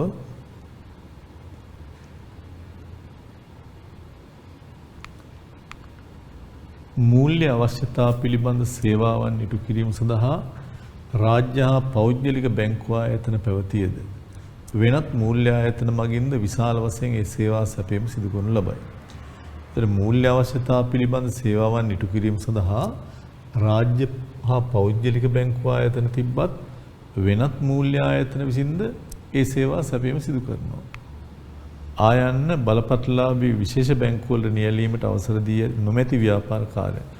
මේක ඔබ දන්නවා විවිධ මූල්‍ය ආයතන වර්ග අපි දැන් කතා කරා. බලපත්‍රලාභී විශේෂ බැංකු වල නියැලීමට අවසර ලබා දී නොමැති ව්‍යාපාරකාරය. ඇත්තට මේ අයට ජංගම ගිණුම් මත තැන්පත් බාර ගන්න අවසරයක් නැහැ. සහ මහ බැංකුව සීමාකම් දාලා නැති අවස්ථාවලදී විදේශ ගනුදෙනු කරන්නත් මේ අයට හැකියාවක් නැහැ. ඒ නිසා මේ දෙක තමයි අයට හැකියාවක් නැත්තේ. ඒකත් ඔබේ සටහනේ තියෙනවා. ඊළඟ ප්‍රශ්නය අහනවා බලපත්‍රලාභී වාණිජ බැංකුයි විශේෂිත බැංකුයි සංසන්දනයක් කරන්න කියලා. ඉතින් මේකත් මම හිතනවා ඔබට පහසුයි. බලපත්‍රලාභී වාණිජ බැංකුයි විශේෂිත බැංකුයි සංසන්දනය.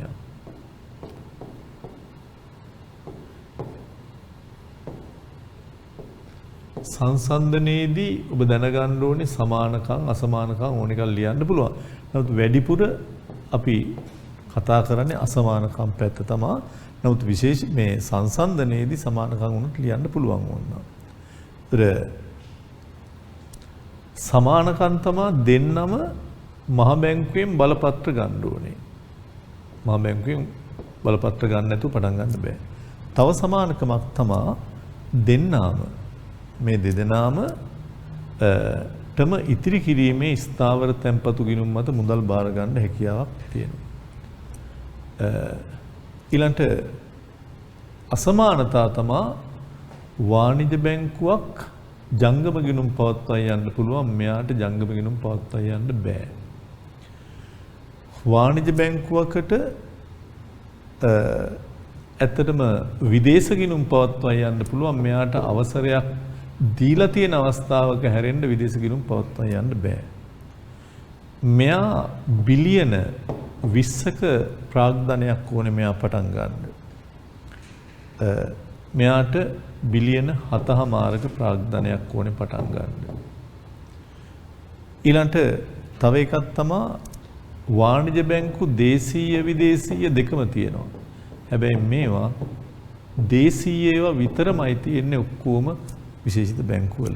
ඒ වගේම වාණිජ බැංකු ගොඩාක් 24ක් තියෙනවා කිව්වා, මේවා ඒ තරම් ප්‍රමාණයක් නැහැ. ඒ වගේ සමානකම් මේකේ අපි යොදලා තියෙනවා. ඒකේ තවත් ප්‍රශ්නයක් තියෙනවා අන්තිමට. ඒ තමයි මේ සසඳනයක සමානකම් වාණිජ බැංකු ක්‍රමයේ ගනුදෙනු කරුවන්ගේ විශ්වාසයේ මත රඳා පවතී පැහැදිලි කරන්න. දැන් ඒකට රචනා ස්වරූපයේ ප්‍රශ්නයක්. ඇත්තටම බැංකුවක් විතරක්, දැන් බැංකුව කියන එක විශේෂයෙන්ම මුදල් සම්බන්ධ පැත්තන්නේ තියෙන්නේ. ඉතින් අපි හැම මූල්‍ය කටයුත්තක්ම ගොඩක් විශ්වාසයේ මත තමයි කටයුතු කිරීම කරන්නේ. එතකොට වාණිජ බැංකු ක්‍රමයක් ගනුදෙනු කරුවන්ගේ විශ්වාසයේ මත පවත්වාගෙන යන එකක්. ඕනේ ව්‍යාපාරයක් විශ්වාසෙමත් තමයි තියෙන්නේ. ඇයි? හේතුව ඇත්තටම වාණිජ බැංකු වල මූලිකම කාර්යයන් දෙක තමයි එකක් තැන්පතු බාර ගන්න එක, අර මුදල් සපයන එක. තැන්පතු හා බාර ගන්නවා, ණය සැපයීම් කරනවා. ඕකනේ මූලිකම කාර්යයන් දෙක මේ අයගේ. එතකොට මිනිස්සු වාණිජ බැංකු වල ගෙනල්ලා සල්ලි දාන්නේ තමන්ගේ තැන්පතු ඉල්ලූ විට ආපහු දෙයි කියලා. මම සල්ලි තියනවා නම් මං දාන්නේ විශ්වාසයක් ඇතුව. ඒ තැන්පතු දෙයි, ඒවට පොලී ගෙවයි, ආරක්ෂා කරලා දෙයි කියලා. හැබැයි කොයි වෙලාවක හරි අපි ඉල්ලූ විට ආපහු දෙන්න බැහැ කිව්වොත්, පොලිය ගෙවීම ප්‍රමාද කරොත්, අපට හිතෙනවා මේ බැංකුවේ මූල්‍ය ස්ථාවරත්වයක් නැහැ. චූටි හරි විශ්වාසයේ පළුදු වුණොත් මොකද කරන්නේ? එකක් මෙයා සල්ලි ආපහු ගන්නවා විතරක් නෙමෙයි, ආපහු ඉල්ලනවා විතරක් නෙමෙයි, වෙන අයටත් කියනවා අන්න අර බැංකුවේ සල්ලි ඉල්ලුවාට දෙන්නේ නැහැ, පොලිය නියම වෙලාවට දෙන්නේ නැහැ, බැංකුවේ මොකක් හරි අවුලක් තියෙනවා වගේ කියලා අනිත් මිනිස්සු අතරත් කතාව පතුරවනවා. දැන් මොකද වෙන්නේ? හැම මිනිහෙක්ම මෙයාගෙන් සල්ලි ටික ආපහු ඉල්ලනවා. සල්ලි ඔක්කොම දෙන්න බැංකුවේ සල්ලි නැහැ. සාමාන්‍ය වාණිජ බැංකු කරන්නේ මිනිස්සුන්ගෙන් තැන්පත් අරගෙන අනිත් පැත්තට ණය දෙනවා. සේප්පු වල තියෙන බොහොම සුළු මුදල් ප්‍රමාණයක්. ඉතින් වාණිජ බැංකුවෙන් හැම මිනිහෙක්ම සල්ලි ආපහු ඉල්ලුවොත් දෙන්න සල්ලි නැහැ විතරක් නෙමෙයි, විශ්වාසය නැති වුණොත් අලුතෙන් සල්ලි දාන්නෙත් නැහැ. දැන් තියෙන සල්ලි ණයට දුන්නට අලුතෙන් මිනිස්සු සල්ලි දානවා නම් ඒව හරි දෙන්න පුළුවන්. එහෙමත් නැහැ. ඒ නිසා බැංකුව බොහොම ඉක්මනින් බිඳ වැටෙනවා. සමහර බැංකු ඇමරිකාවේ එහෙම මේ වගේ ආරංචියක් ගිය ගමන් බැංකුව කඩා වැටලා බිඳ වැටලා කියලා විනාඩි 10න් 15න් බැංකුවේ සල්ලි ඔක්කොම ඉවර වෙනවා. ලංකාවෙත් සමහර බැංකුවල මෙවැනි සිද්ධි වුණා. ඒ නිසා නිතරම වාණිජ බැංකු පවතින්නෙම ගනුදෙනු කරුවන්ගේ විශ්වාසය මත. දැන් ඔබට කවුරුත් කියලා නැහැනේ අහවල් බැංකුවේ ගිහිල්ලා සල්ලි දාන්න. වාණිජ බැංකු 22ක් තියෙනවා, 24ක් තියෙනවා. මේවැ ඕන කෙනෙක්ට සල්ලි දාන්න පුළුවන් කවුරුත් කියලා නැහැ.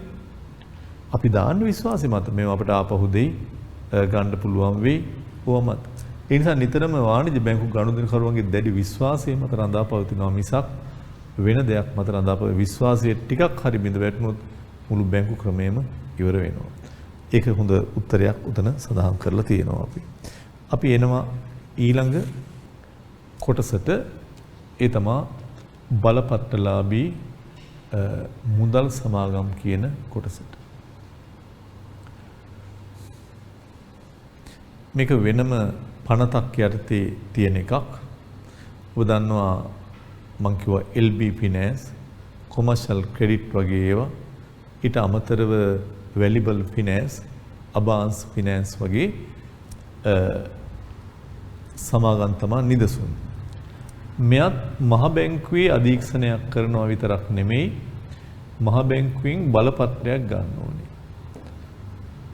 ඒ වගේම මෙයා අනිවාර්යයෙන්ම සීමා සහිත පොදු සමාගමක් විදියට ලියාපදිංචි වෙලා තියෙන සමාගමක්. මෙයාට ජංගම ගිණුම් පවත්වා යන්න බෑ. හැබැයි ඉතිරි කිරීමේ ස්ථාවර ගිණුම් පවත්වා යන්න පුළුවන්. දැනට මෙවැනි ඒවා 41ක් විතර රෙජිස්ටර් වෙච්ච ඒවා තියෙනවා. ඒතර මේ බලපත්‍රලාභී මුදල් සමාගම් සම්බන්ධයෙන් වෙනම මුදල් සමාගම් 50ක් දකින්න තියෙනවා. 2011 සම්මත වෙච්ච.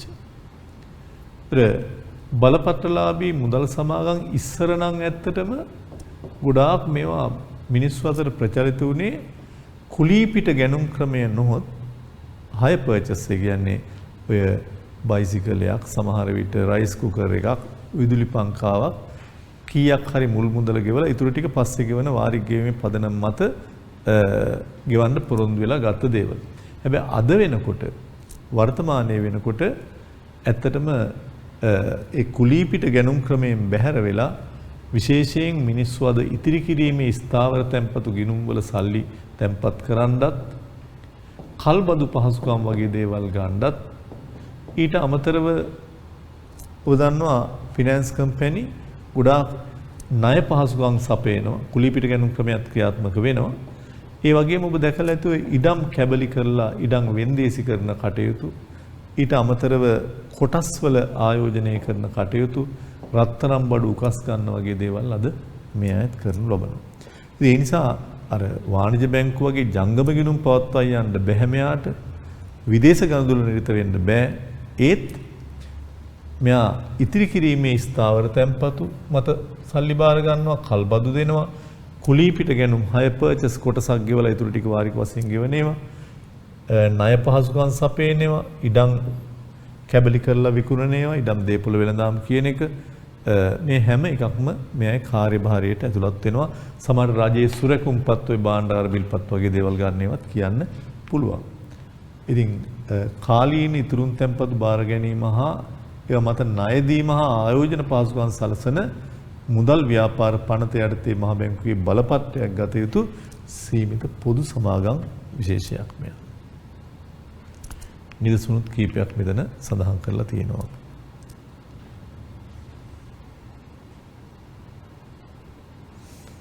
යටින් ඒ ගැන විස්තරයක් කියලා තියෙනවා. 2020 දෙසැම්බර් 14 වෙනකොට මේකේ 41ක් රෙජිස්ටර් වෙච්ච ඒවා තියෙනවා. 2011 42 තමයි මෙයාට අදාළ පනත. මිලියන 400කට නොඅඩු විය යුතුයි. 200 නෙවෙයි 400ක්. කාර්යයන් තමයි කුලීපිට ගැනුම් පහසුකම් දේපොළ හා ඉඩම් වෙළඳාම් කල්බදු මූල්‍යකරණ ණය සැපයීම ඒ වගේ දේවල්. කොටස්වල ආයෝජනය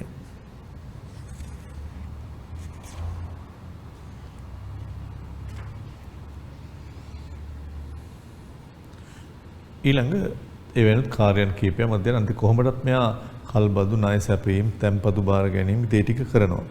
තැන්පතු බාර ගන්න හැබැයි ජංගම ගිණුම් මත බෑ ඉතිරි කිරීමේ ස්ථාවර ගිණුම් මත තමයි පුළුවන්. රන් බාණ්ඩ උකස් ගන්නේවත් තියෙනවා. ඒකෙත් ඔබට විභාග ප්‍රශ්න කීපයක් තියෙනවා.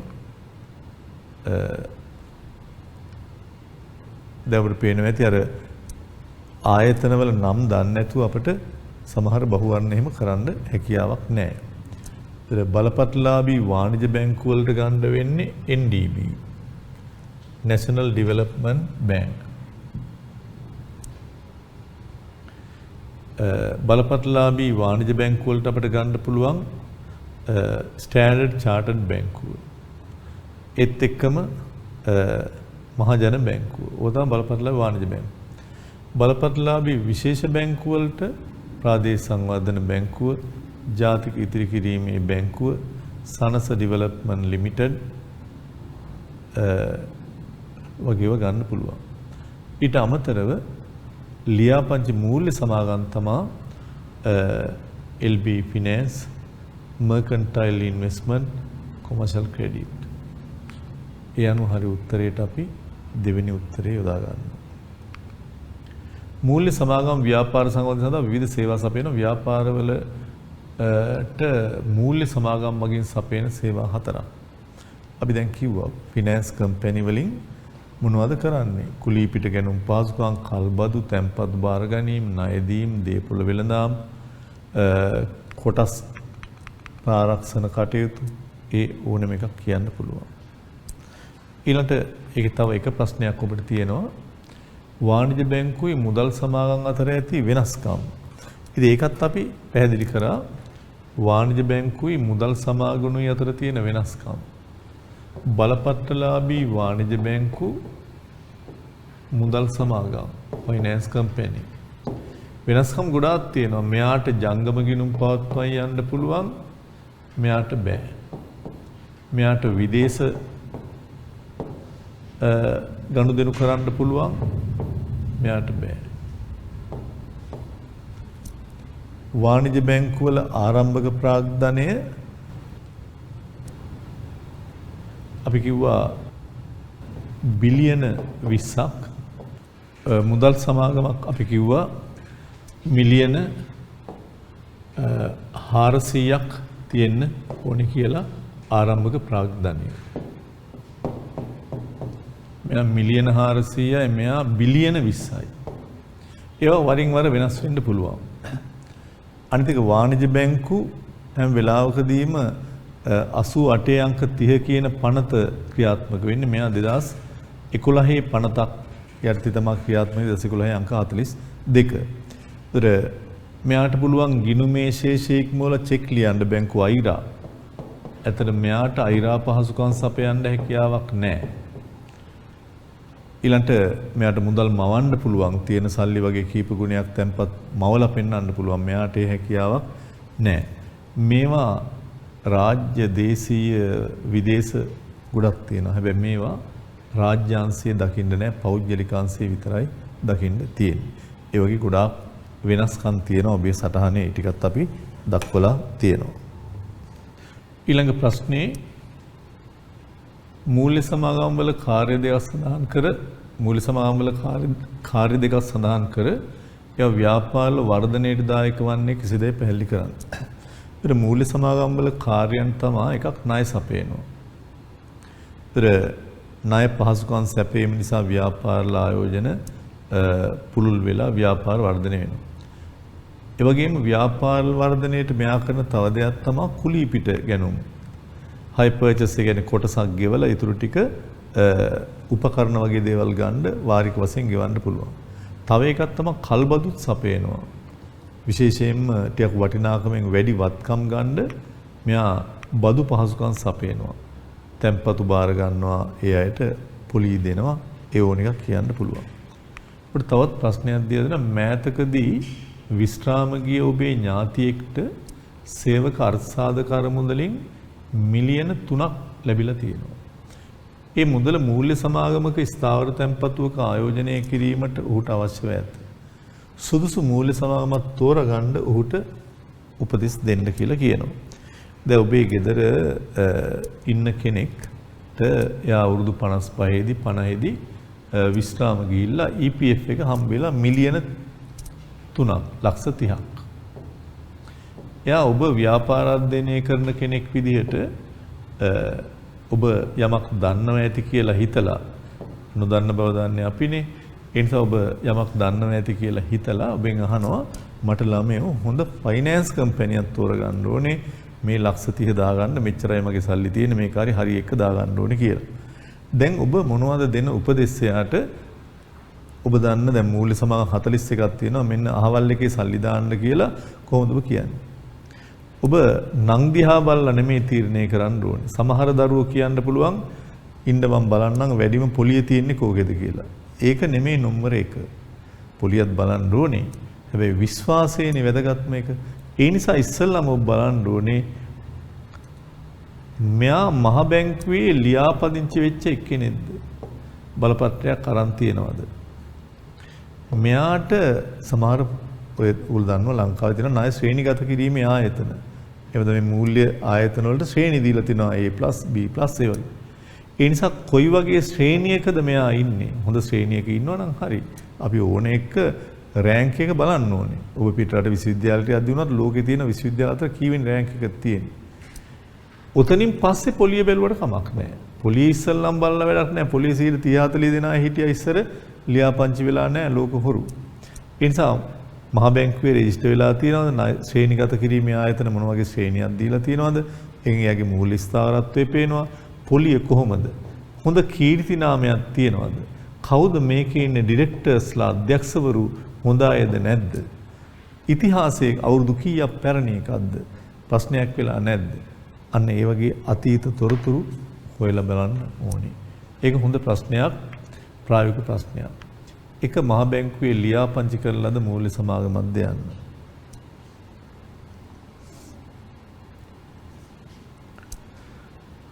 අංක 2 ණය ශ්‍රේණිගත කිරීම හෝ මූල්‍ය ස්ථාවරත්වය. ඒ දෙක වැදගත්. පොලිය ඊළඟට වැදගත්. ගෙවුම් ලබන පොලිය. සමාගමේ අතීත මූල්‍ය තොරතුරු සමාගමේ ඉතිහාසය අධ්‍යක්ෂවරු හා කළමනාකරණය ඒවා.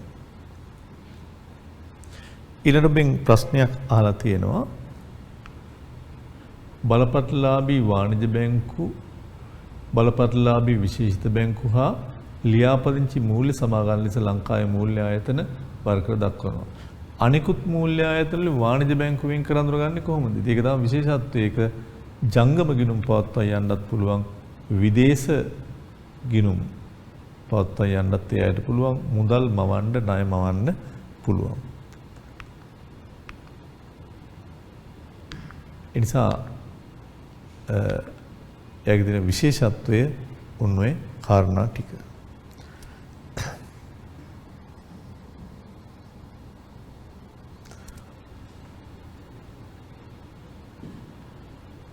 ඊළඟ කොටසේ තියෙන හේත් සඳහන් මූල්‍ය ආයතන නිදසුන් දෙන්න අපි දැන් නිදසුන් ගණනාවක් කතා කරලා තියෙනවා. ඕන එකක් කියන්න පුළුවන් ඔබට. හොඳයි.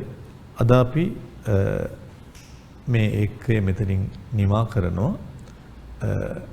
ඊට පස්සේ අපිට තවත් අපි ඔය කතා කරපු මූල්‍ය ආයතන වර්ග විශේෂිත කල්බදු සමාගම් කොටස් තරවකාර ආයතන ප්‍රාථමික වෙළෙන්දු අතරමැදියු මේ අය පිළිබඳව අපි ඉදිරියේදී සාකච්ඡා කිරීමක් කරමු. හොඳයි. එහෙනම් අපි අදට මෙතනින් මේකේ නිමා කරනවා. ඔබ සැමට නැවතත් සුබ දවසක් ප්‍රාර්ථනා කරමි.